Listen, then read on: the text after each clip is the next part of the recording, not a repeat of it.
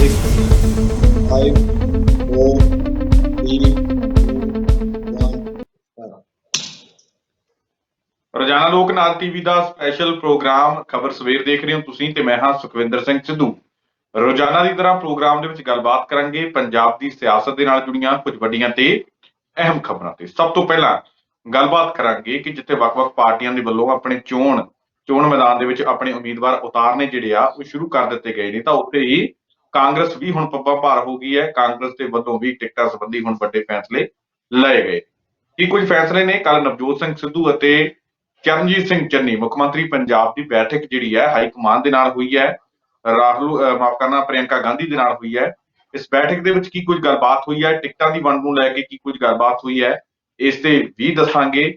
ਨਾਲ ਹੀ ਨਾਲ ਗੱਲਬਾਤ ਕਰਾਂਗੇ ਕਿ ਚਰਨਜੀਤ ਸਿੰਘ ਚੰਨੀ ਅਤੇ ਨਵਜੋਤ ਸਿੰਘ ਸਿੱਧੂ ਹੋਰਾਂ ਦੇ ਵੱਲੋਂ ਕੱਲ ਇੱਕ ਵੱਡਾ ਐਲਾਨ ਕਰ ਦਿੱਤਾ ਗਿਆ ਹੈ, ਜਿਹਦੇ ਨਾਲ ਕਈ ਲੋਕਾਂ ਨੂੰ ਜਿਹੜੇ ਕਿ ਸਮੇਂ ਦੀਆਂ ਸਰਕਾਰਾਂ ਦੇ ਨਾਲ ਚੱਲਦੇ ਆਪਣੇ ਬਿਜ਼ਨਸ ਸੈੱਟ ਕਰ ਗਏ ਸੀਗੇ, ਉਹਨਾਂ ਦੇ ਉੱਪਰ ਜਿਹੜਾ ਇੱਕ ਘਲਾੜੀ ਵਾਂਗ ਉਹ ਫੈਸਲਾ ਵੱਜਿਆ। ਕੀ ਉਹ ਵੱਡਾ ਫੈਸਲਾ, ਉਸ ਤੇ ਵੀ ਗੱਲਬਾਤ ਕਰਾਂਗੇ। ਨਾਲ ਹੀ ਨਾਲ ਚਰਨਜੀਤ ਸਿੰਘ ਚੰਨੀ ਹੋਰਾਂ ਨੂੰ ਕੱਲ ਨਵਜੋਤ ਸਿੰਘ ਸਿੱਧੂ ਨੇ ਇੱਕ ਵਾਰ ਫਿਰ ਤੋਂ ਫਟਕਾਰ ਲਗਾ ਦਿੱਤੀ ਹੈ। ਕੀ ਕੁਝ ਕਹਿੰਦੇ ਨੇ ਸਿੱਧੂ, ਉਸ ਤੇ ਗੱਲਬਾਤ ਕਰਾਂਗੇ। ਨਾਲ ਹੀ ਨਾਲ ਗੱਲਬਾਤ ਕਰਾਂਗੇ ਕਿ ਮੋਦੀ ਦੀ ਤਰ੍ਹਾਂ ਹੁਣ ਅਰਵਿੰਦ ਕੇਜਰੀਵਾਲ ਨੇ ਵੀ ਜਿਹੜਾ ਇੱਕ ਵਾਅਦਾ ਕਰ ਦਿੱਤਾ ਹੈ। ਜਿਵੇਂ ਮੋਦੀ ਕਹਿੰਦਾ ਸੀ ਸਰਕਾਰ ਬਣੀ ਤੋਂ 15-15 ਲੱਖ ਰੁਪਈਆ ਜਿਹੜਾ ਅਸੀਂ ਪਾਵਾਂਗੇ ਲੋਕਾਂ ਦੇ ਅਕਾਊਂਟਾਂ ਦੇ ਵਿੱਚ, ਤਾਂ ਹੁਣ ਇੱਥੇ ਕੇਜਰੀਵਾਲ ਨੇ ਵੀ ਵੱਡਾ ਵਾਅਦਾ ਕਰ ਦਿੱਤਾ ਹੈ। ਕਿਹੜਾ ਉਹ ਵਾਅਦਾ ਕੀਤਾ ਹੈ, ਕਿ ਜਿਹੜਾ ਪੂਰਾ ਵੀ ਹੋ ਸਕਦਾ ਹੈ ਉਹ ਵਾਅਦਾ ਜਾਂ ਨਹੀਂ ਪੂਰਾ ਹੋ ਸਕਦਾ, ਇਸ ਤੇ ਵੀ ਗੱਲਬਾਤ ਕਰਾਂਗੇ। ਗੱਲਬਾਤ ਕਰਨ ਦੇ ਲਈ ਮੇਰੇ ਨਾਲ ਮੌਜੂਦ ਨੇ ਡਾਕਟਰ ਭੀਮਿੰਦਰ ਸਿੰਘ ਜੀ। ਸਭ ਤੋਂ ਪਹਿਲਾਂ ਸਵਾਗਤ ਕਰਾਂਗੇ ਸਰ, ਸਵਾਗਤ ਹੈ ਪ੍ਰੋਗਰਾਮ ਵਿੱਚ। ਬਹੁਤ ਬਹੁਤ ਸ਼ੁਕਰੀਆ, ਮਿਹਰਬਾਨੀ, ਧੰਨਵਾਦ ਸੁਖਿੰਦਰ ਜੀ। ਸਰ ਸਭ ਤੋਂ ਪਹਿਲਾਂ ਤਾਂ ਆਪਾਂ ਅਰਵਿੰਦ ਕੇਜਰੀਵਾਲ ਨੂੰ ਮੈਂ ਕਹਿੰਦਾ ਗੱਲਬਾਤ ਕਰ ਲਈਏ। ਅਰਵਿੰਦ ਕੇਜਰੀਵਾਲ ਨੇ ਇਹ ਗੱਲ ਕਰਤੀ ਆ ਕਿ 60,000 ਰੁਪਇਆ ਹਰ ਲੇਡੀ ਨੂੰ ਸਰਕਾਰ ਬਣੀ ਤੋਂ ਬਾਅਦ ਯਾਨੀ ਕਿ 5 ਸਾਲਾਂ ਦੇ ਦੌਰਾਨ ਦੇਣਗੇ। ਯਾਨੀ ਕਿ ਉਹਨਾਂ ਨੇ ਇਹ ਗੱਲ ਕਹੀ ਹੈ ਕਿ ਜੇਕਰ ਸਾਡੀ ਸਰਕਾਰ ਬਣਦੀ ਹੈ ਤਾਂ ਅਸੀਂ 18 ਸਾਲ ਤੋਂ ਉੱਪਰ ਦੀਆਂ ਸਾਰੀਆਂ ਔਰਤਾਂ ਨੂੰ 1,000 ਰੁਪਏ ਪ੍ਰਤੀ ਮਹੀਨਾ ਦਿਆ ਕਰਾਂਗੇ। ਭਾਵ ਕਿ 5 ਸਾਲਾਂ ਦੇ ਵਿੱਚ 12 5 60, ਯਾਨੀ ਕਿ 60,000 ਰੁਪਇਆ ਪ੍ਰਤੀ ਔਰਤ ਨੂੰ ਦੇਣ ਦਾ ਉਹਨਾਂ ਨੇ ਵਾਅਦਾ ਕੀਤਾ ਹੈ। ਮੋਦੀ ਨੇ 15 ਲੱਖ ਦਾ ਕੀਤਾ ਸੀ, ਹੁਣ ਕੇਜਰੀਵਾਲ ਨੇ 60,000 ਦਾ ਕਰਤਾ। ਕਿਵੇਂ ਦੇਖਦੇ ਹੋ ਕਿ ਜਦੋਂ ਤਾਂ ਕਾਂਗਰਸ ਵਾਲੇ ਕੋਈ ਵਾਅਦਾ ਕਰਦੇ ਆ, ਕੋਈ ਗੱਲਬਾਤ ਕਰਦੇ ਆ, ਉਦੋਂ ਤਾਂ ਇਹ ਪੁੱਛਦੇ ਆ ਕਿ ਭਾਈ ਤੁਸੀਂ ਇਹ ਦੱਸੋ ਕਿ ਇਹ ਜਿਹੜੇ ਵਾਅਦੇ ਪੂਰੇ ਕਰ ਰਹੇ ਆ, ਇਹ ਵਾਅਦੇ ਪੂਰੇ ਕਰਨ ਵਾਸਤੇ ਪੰਜਾਬ ਦੇ ਖਜ਼ਾਨੇ 'ਚ ਪੈਸਾ ਹੈਗਾ ਜਾਂ ਨਹੀਂ ਹੈਗਾ, ਤੇ ਜੇ ਸੀਗਾ ਤਾਂ ਫਿਰ ਪਹਿਲਾਂ ਵਾਅਦੇ ਕਿਉਂ ਨਹੀਂ ਪੂਰੇ ਕੀਤੇ, ਜੇ ਹੈਗਾ ਤਾਂ ਫਿਰ ਅੱਜ ਕਿੱਥੋਂ ਆ ਗਿਆ। ਤਾਂ ਆਪ ਅਰਵਿੰਦ ਕੇਜਰੀਵਾਲ 60,000 ਰੁਪਏ ਪ੍ਰਤੀ ਔਰਤ ਬਾਰੇ ਜਿਹੜਾ ਵੱਡਾ ਐਲਾਨ ਕਰੀ ਜਾਂਦੇ ਆ, ਉਹਨਾਂ ਨੇ ਕੋਈ ਸੋਚ ਸਮਝ ਕੇ ਐਲਾਨ ਕੀਤਾ ਦੇਣ ਬਾਰੇ? 60,000 ਰੁਪਇਆ ਦੇਣ ਬਾਰੇ ਕੋਈ ਮਨਸ਼ਾ ਹੈਗੀ ਵੀ ਆ, ਜਾਂ ਫਿਰ ਸਿਰਫ ਔਰ ਸਿਰਫ ਮੋਦੀ ਵਾਂਗੂ ਜੁਮਲਾ ਹੀ ਛੱਡਤਾ ਕਿ ਭਾਈ ਉਹਨੂੰ ਕਿਹੜਾ ਕਿਸੇ ਨੇ ਪੁੱਛਿਆ 15 ਲੱਖ ਬਾਰੇ, ਮੈਨੂੰ ਵੀ ਕਿਹਨੇ 60,000 ਬਾਰੇ ਪੁੱਛਣਾ? ਕਿਵੇਂ ਦੇਖਦੇ? ਸੁਖਵਿੰਦਰ ਜੀ ਦੇਖੋ, ਜਦੋਂ ਇਦਾਂ ਦੇ ਵਾਅਦੇ ਹੁੰਦੇ ਆ, ਔਰ ਇਹ ਵਾਅਦੇ ਤਾਂ ਹੀ ਹੁੰਦੇ ਆ ਕਿਉਂਕਿ ਇਲੈਕਸ਼ਨਾਂ ਨੇੜੇ ਹੁੰਦੇ ਆ। ਇਹਦੇ ਵਿੱਚ ਤੁਸੀਂ ਦੇਖੋਗੇ ਕਿ ਚਾਹੇ ਆਮ ਆਦਮੀ ਪਾਰਟੀ ਹੈ, ਚਾਹੇ ਅਕਾਲੀ ਦਲ ਹੈ, ਚਾਹੇ ਬੀਜੇਪੀ ਹੈ, ਚਾਹੇ ਕਾਂਗਰਸ ਹੈ, ਜਿੰਨੀਆਂ ਵੀ ਪਾਰਟੀਆਂ ਨੂੰ ਲੱਗਦਾ ਕਿ ਅਸੀਂ ਸੱਤਾ 'ਚ ਆ ਸਕਦੇ ਹਾਂ, ਉਹ ਇਦਾਂ ਦੇ ਵਾਅਦੇ ਪਹਿਲਾਂ ਵੀ ਕਰਦੀਆਂ ਰਹੀਆਂ ਨੇ।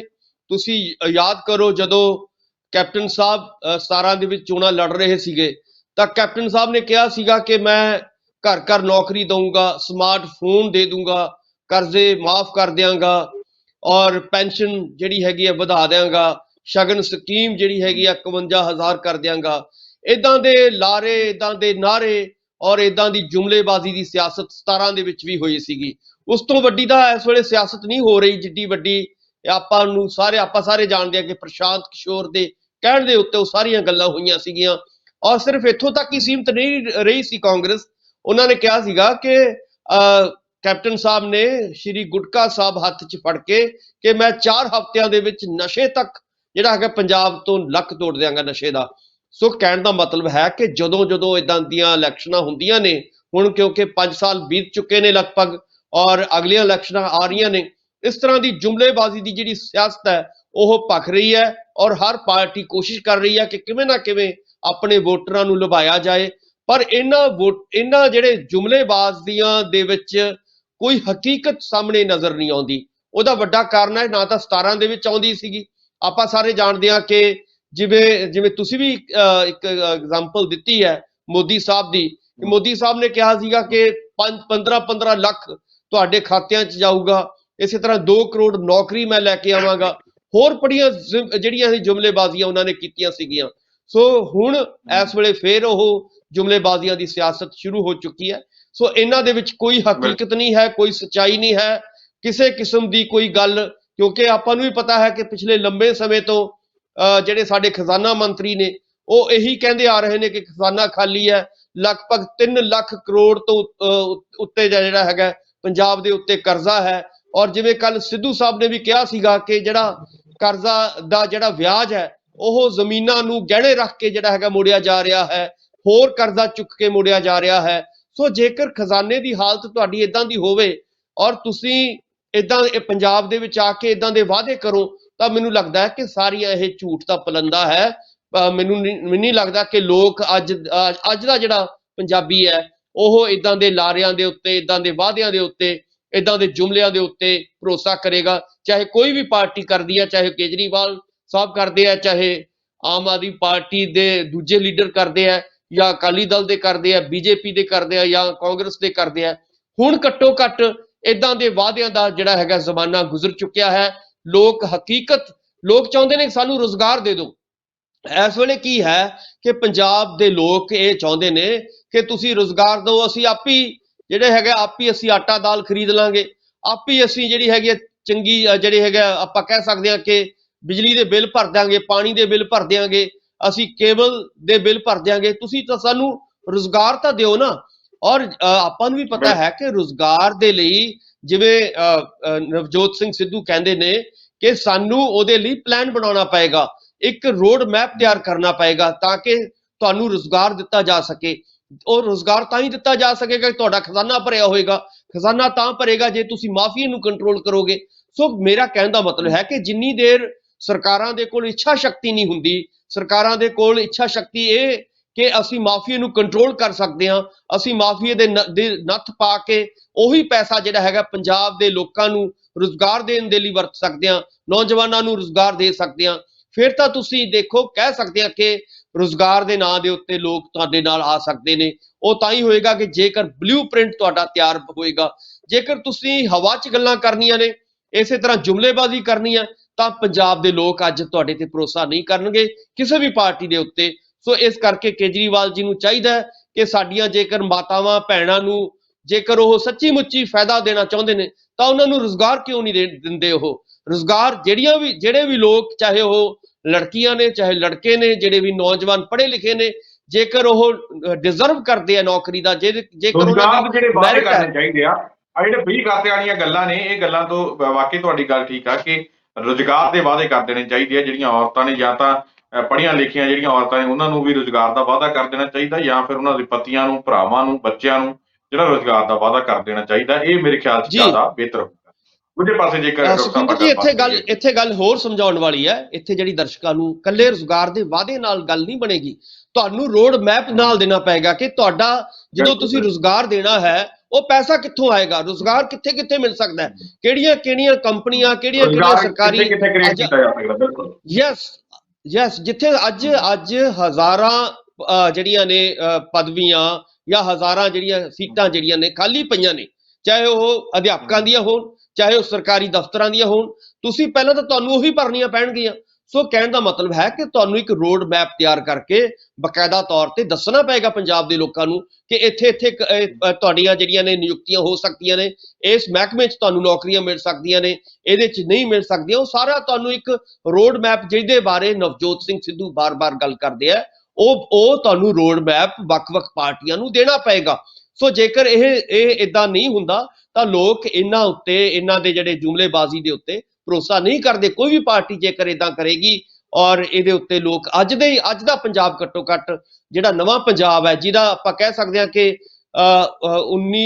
2021 ਤੋਂ ਬਾਅਦ ਵਾਲਾ ਜਿਹੜਾ ਪੰਜਾਬ ਹੋਏਗਾ, ਉਹ ਕਦੇ ਵੀ ਇਦਾਂ ਦੇ ਜੁਮਲੇਬਾਜ਼ੀਆਂ ਦੇ ਉੱਤੇ ਭਰੋਸਾ ਨਹੀਂ ਕਰੇਗਾ। ਸੁਖਿੰਦਰ ਜੀ ਬਿਲਕੁਲ।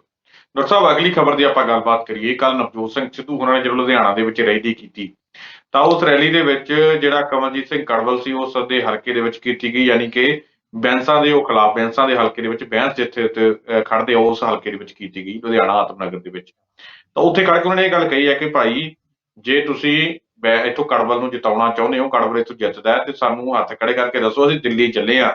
ਭਾਵ ਕਿ ਜੇ ਕੜਵਲ ਨੂੰ ਟਿਕਟ ਦੇਣੀ ਹੈ, ਜੇ ਕੜਵਲ ਨੂੰ ਜਿਤਾਓਗੇ ਤਾਂ ਟਿਕਟ ਦਵਾ ਦਈਏ, ਅਸੀਂ ਦਿੱਲੀ ਚੱਲੇ ਆ। ਉਸ ਤੋਂ ਬਾਅਦ ਦਿੱਲੀ ਚਲੇ ਗਏ ਨਵਜੋਤ ਸਿੰਘ ਸਿੱਧੂ ਤੇ ਚਰਨਜੀਤ ਸਿੰਘ ਚੰਨੀ।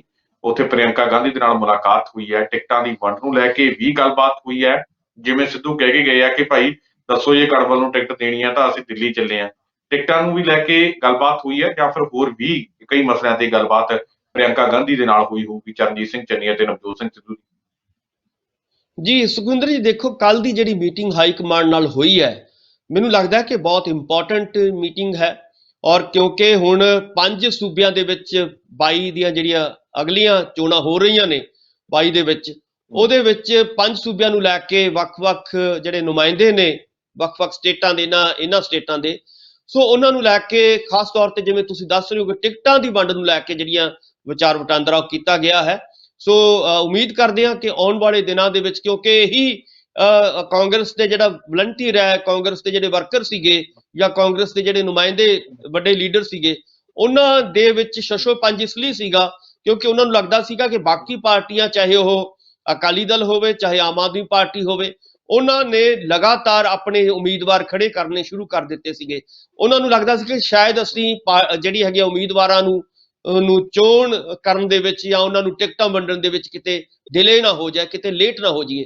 ਸੋ ਉਸ ਗੱਲ ਨੂੰ ਲੈ ਕੇ ਕਾਫੀ ਲੋਕ ਜਿਹੜੇ ਸੀ ਫਿਕਰਮੰਦ ਸੀਗੇ। ਔਰ ਇਹੀ ਗੱਲ ਲੱਗਦੀ ਹੈ ਕਿ ਕੱਲ ਇੱਕ ਵੱਡੀ ਮੀਟਿੰਗ, ਇੱਕ ਮਹੱਤਵਪੂਰਨ ਮੀਟਿੰਗ ਹਾਈ ਕਮਾਂਡ ਦੇ ਨਾਲ ਕੀਤੀ ਗਈ ਹੈ ਦਿੱਲੀ ਦੇ ਵਿੱਚ।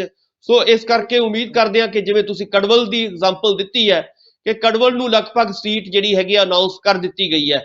ਔਰ ਉਮੀਦ ਕਰਦੇ ਹਾਂ ਕਿ ਕੱਲ ਜਿਸ ਤਰ੍ਹਾਂ ਦਾ ਇਕੱਠ, ਜਿਸ ਤਰ੍ਹਾਂ ਦੇ ਵੱਡੇ ਲੀਡਰ ਲੁਧਿਆਣੇ ਦੇ ਵਿੱਚ ਇਕੱਠੇ ਹੋਏ ਹੈ, ਔਰ ਚੰਨੀ ਸਾਹਿਬ ਜਿਹਦੇ ਵਿੱਚ ਨਵਜੋਤ ਸਿੰਘ ਸਿੱਧੂ ਔਰ ਰਵਨੀਤ ਬਿੱਟੂ ਜੀ ਵਰਗੇ ਜਿਹੜੇ ਵੱਡੇ ਲੀਡਰ ਕਾਂਗਰਸ ਦੇ ਦਿਖਾਈ ਦਿੱਤੇ ਆ ਉਸ ਰੈਲੀ ਦੇ ਵਿੱਚ, ਔਰ ਇੱਕ ਕਿਸਮ ਦਾ ਆਪਾਂ ਕਹਿ ਸਕਦੇ ਹਾਂ ਕਿ ਸ਼ਕਤੀ ਪ੍ਰਦਰਸ਼ਨ ਕਾਂਗਰਸ ਨੇ ਕੀਤਾ ਔਰ ਇੱਕ ਬਿਗਲ ਵੀ ਵਜਾਇਆ ਅਗਲੀਆਂ ਚੋਣਾਂ ਦਾ। ਸੋ ਕਹਿਣ ਦਾ ਮਤਲਬ ਹੈ ਕਿ ਉਮੀਦ ਕੀਤੀ ਜਾਣੀ ਬਣਦੀ ਹੈ ਕਿ ਬਹੁਤ ਛੇਤੀ ਉਮੀਦਵਾਰਾਂ ਦੀ ਜਿਹੜੀ ਲਿਸਟ ਹੈ, ਪਹਿਲੀ ਲਿਸਟ ਹੈ, ਉਹ ਜਾਰੀ ਹੋਏਗੀ ਔਰ ਉਹਦੇ ਵਿੱਚ ਕਮੇਟੀਆਂ ਜਿਹੜੀਆਂ ਨੇ ਉਹ ਬਣਨੀਆਂ ਸ਼ੁਰੂ ਹੋ ਜਾਣਗੀਆਂ।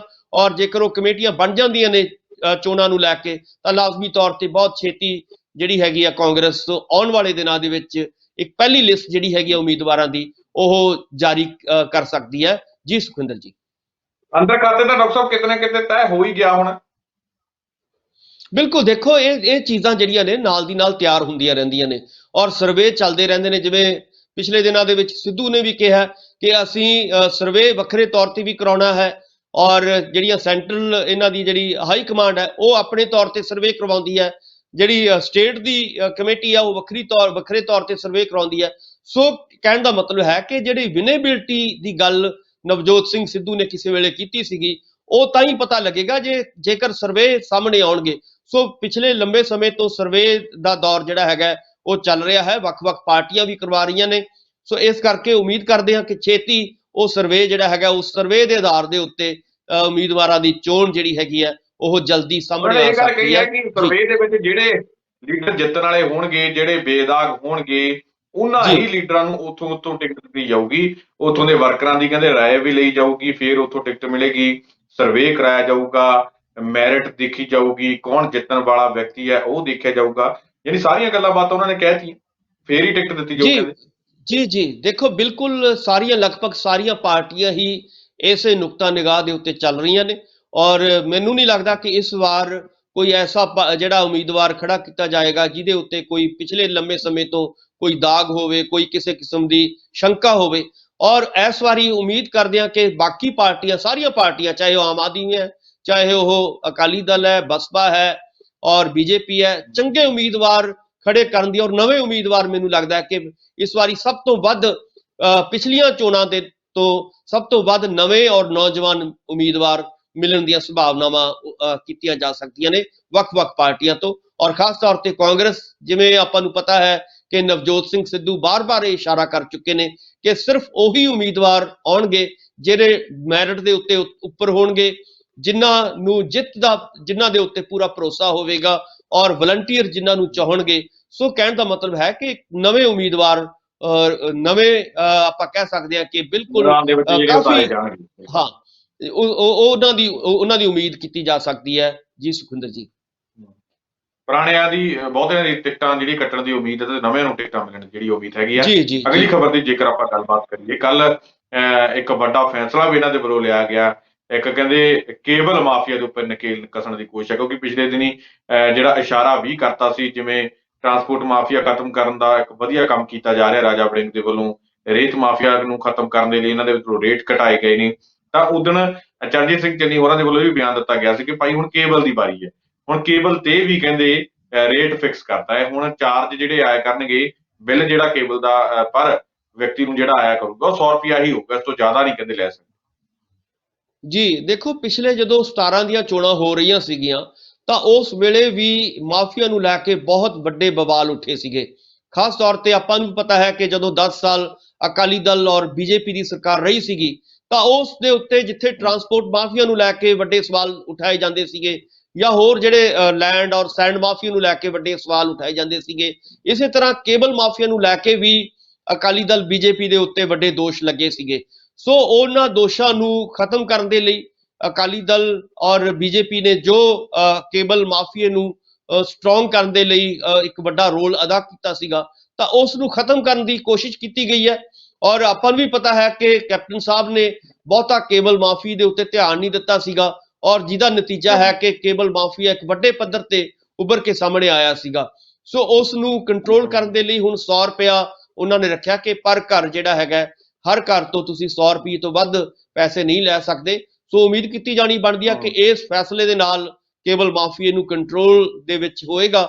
ਔਰ ਉਮੀਦ ਕਰਦੇ ਹਾਂ ਕਿ ਅਗਲੇ ਜਿਹੜੀਆਂ ਇਕੱਲੀ 2 ਮਹੀਨਿਆਂ ਦੇ ਜਾਂ 3 ਮਹੀਨਿਆਂ ਦੇ ਲਈ ਨਹੀਂ ਹੋਏਗਾ ਇਹ ਫੈਸਲਾ, ਇਹ ਸਗੋਂ ਅਗਲੇ ਜਿਹੜੇ 5 ਸਾਲ ਨੇ ਉਹਦੇ ਵਿੱਚ ਵੀ ਲਾਗੂ ਕੀਤਾ ਜਾਏਗਾ। ਸੋ ਉਮੀਦ ਹੈ ਕਿ ਕੇਬਲ ਮਾਫੀਏ ਤੋਂ ਪੰਜਾਬ ਦੇ ਲੋਕਾਂ ਨੂੰ ਛੁਟਕਾਰਾ ਮਿਲੇਗਾ।